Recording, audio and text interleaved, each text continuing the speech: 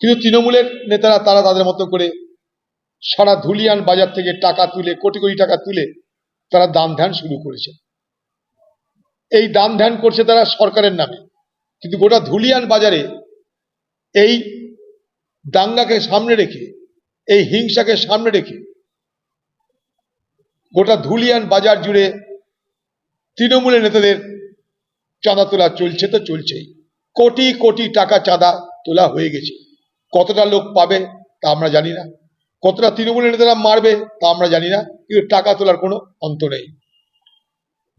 5 তারিখে মুখ্যমন্ত্রী নাকি আসবেন শুনলাম।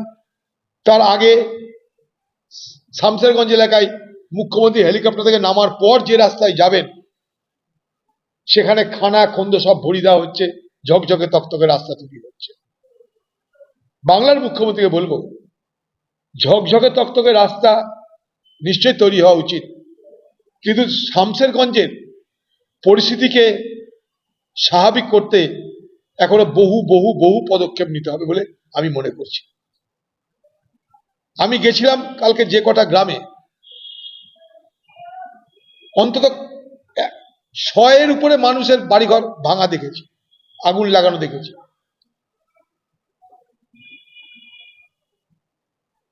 আমি ধুলিয়ান বাজারে গেছিলাম, সেখানে শিব মন্দিরের পাশে একটা বাজার, সেখানে দোকানপাট পোড়ানো দেখেছি।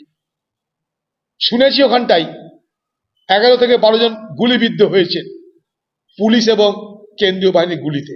মানে পুলিশের নির্দেশে গুলি চালানো, তাতে কেন্দ্রীয় বাহিনীর ভূমিকা, 12 থেকে 13 জন গুলিবিদ্ধ। সেই শামসেরগঞ্জে মুখ্যমন্ত্রী আসার আগে তার কাছে আমার দাবি থাকবে, সেই সব দরিদ্র পরিবার, গরিব পরিবার যারা ক্ষতিগ্রস্ত হয়েছে ধুলিয়ানে, শামসেরগঞ্জে, জাফরাবাদে, বেদবোনাতে, ধুলিয়ান বাজারে যারা ক্ষতিগ্রস্ত হয়েছে, যাদের ঘর বাড়ি পুড়ে ছারখার হয়ে গেছে, লুট হয়ে গেছে, কাঁদছে তারা, তাদেরকে যেন উপযুক্ত ক্ষতিপূরণ শুধু নয়, তারা যেন আবার পুনরায় তাদের ব্যবসা বাণিজ্য রুটি রুজির ব্যবস্থা করতে পারে, আপনার সে বিষয়ে দাবি থাকবে। তৃণমূলের নেতারা যাচ্ছে বাজারে চাঁদা তুলে তাদেরকে দিচ্ছে, যেখানে ক্ষতি হয়েছে লক্ষ লক্ষ টাকার সেখানে 1000 টাকা দিচ্ছে, তাও কাউকে পছন্দ হলে দিচ্ছে, কাউকে পছন্দ হলে দিচ্ছে না। সেখানে একটা জায়গায় গিয়ে দেখলাম প্রায় 600 থেকে 700 লোককে এলাকার মানুষরা রান্না করে খাওয়ানোর ব্যবস্থা করেছে, কারণ তাদের বাড়ি ঘরে রান্নার ব্যবস্থা নেই। মানুষ একটা কথা বলছে, ওয়াকফ কি তা আমরা জানি না,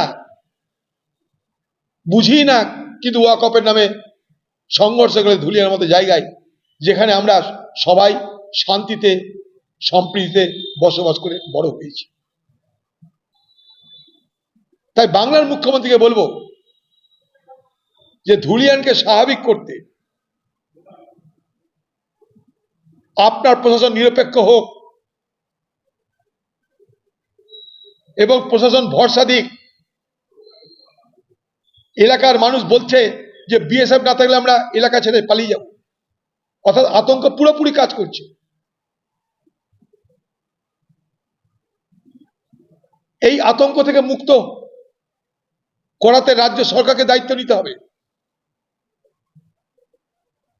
তাদের আর্থিক পরিকাঠামো ভেঙে গেছে, গুলিবিদ্ধ যারা হয়েছে তাদের চিকিৎসা, তাদের পরিবারের দুরবস্থা, তাদেরকে সহযোগিতার রাস্তা মুখ্যমন্ত্রীকে গ্রহণ করতে হবে।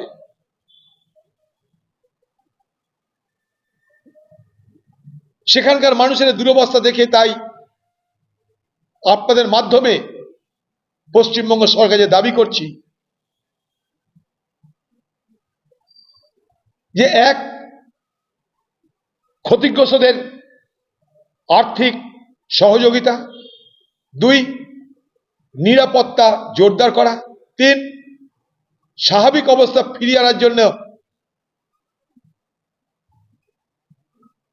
সেখানে সেই সম্প্রীতির বাতাবরণ তৈরি করা হোক, আমাদেরকে সম্প্রীতির মিছিল করতে দেওয়া হোক, আমরা সম্প্রীতির মিছিল করবার জন্য চেষ্টা করছি, আমাদের অনুমতি দেওয়া হচ্ছে না। এবং আরেকটা বড় ভয়ঙ্কর বিপদ হচ্ছে এখন, আপনারা জানেন শামসেরগঞ্জ জঙ্গিপুর এলাকায়